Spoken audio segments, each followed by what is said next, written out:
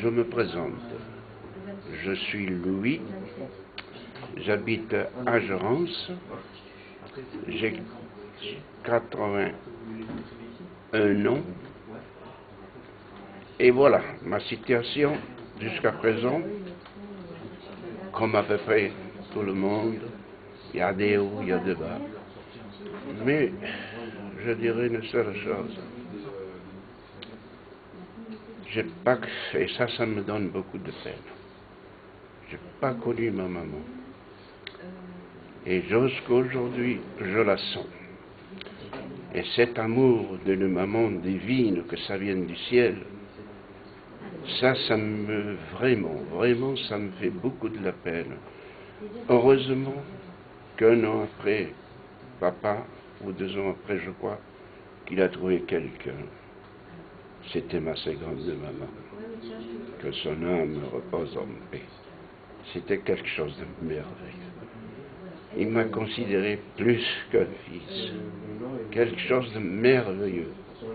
Pendant la Noël, comme une dame qui disait maintenant, il m'avait acheté une petite carabine, un plan comme ça. C'était la première fois pour nous qu'il m'avait acheté ça. Et alors, je ne sais pas, je ne me rappelle pas, mais j'étais très heureux avec le petit carton qu'il mettait là, avec la flèche. J'ai passé des moments. Le soir, c'était pareil. J'étais très jaloux que personne ne pouvait approcher à maman. Je disais, c'est ma maman. Que Dieu la bénisse.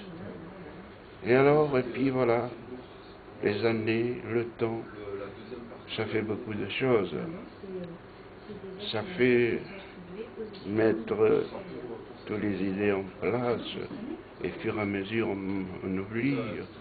Mais il y a des moments qu'il y a des choses très importantes à la vie que nous ne savons pas apprécier.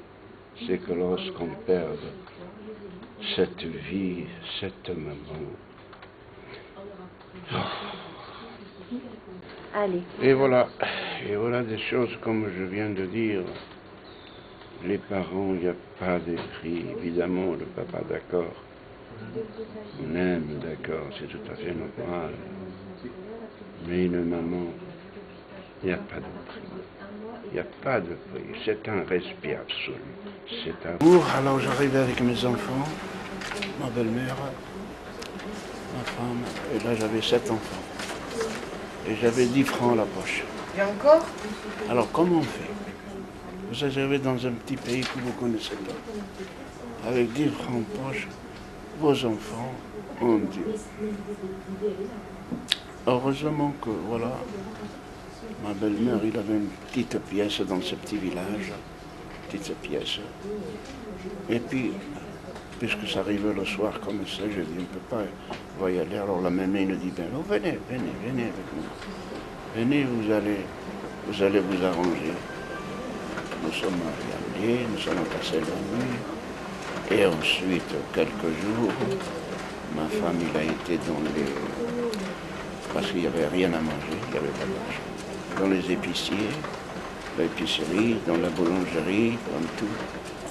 Alors, c'est pour ça qu'il y a des gens qu'on ne peut pas oublier, c'est pour ça.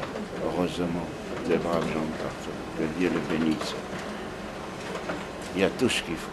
Il y a du pain, vous prenez du pain, tout ce que vous voulez. L'épicerie, c'était la même opération. La viande, pareil, vous prenez tout ce que vous voulez et vous payerez dès que vous aurez l'argent. Et en effet, on a commencé à travailler.